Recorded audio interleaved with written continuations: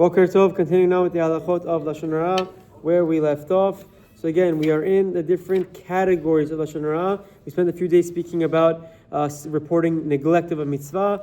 So category number 2 is disparaging character traits, speaking negatively about someone's Middot.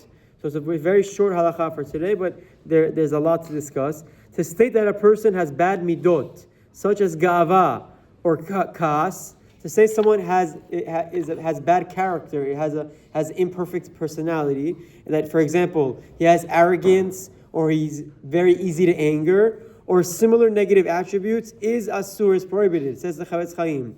Even if he often behaves this way and displays no regret or does not seem to attempt to correct his ways, it's still considered Lashon Hara and asur. So they bring a lot in the footnotes, and they explain, initially, the Chafetz Chaim permitted reporting that a person is a kapdan, meaning he's very inflexible, he's exact, he's not, let's say, necessarily easy to work with, as it's not necessarily a flaw, rather a personality type. However, later on in Lashon Hara, in the section of Lashon Hara, he warns against doing so, says bringing up a borderline trait might prompt the listener to add an actual negative words about the individual. For example, if you say, yeah, this guy's a kapdan, he's very exact, he's not flexible at all, the response might be, I've known him for his entire life.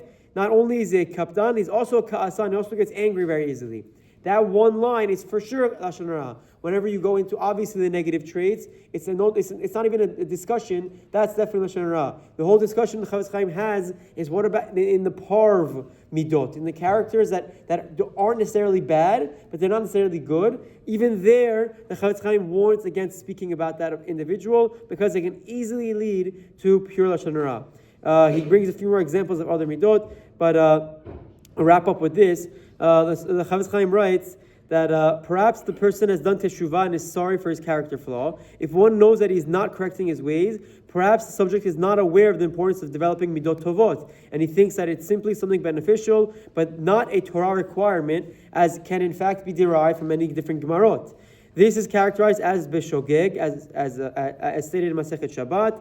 And even Torah scholars have been known to stumble in this area. Therefore, one may not speak negatively about another person in his failure. On the contrary, you should gently rebuke him and demonstrate the severity of harboring these improper attitudes towards other people. So again, the Chafetz Chaim speaks at length that even to speak negatively about someone's character, about someone's midot, is Lashon Hara, and even in the parv area that can be interpreted both ways, you should be mindful not to say negatively because it can easily invite someone to say something even more negative, which is pure Lashon Hara.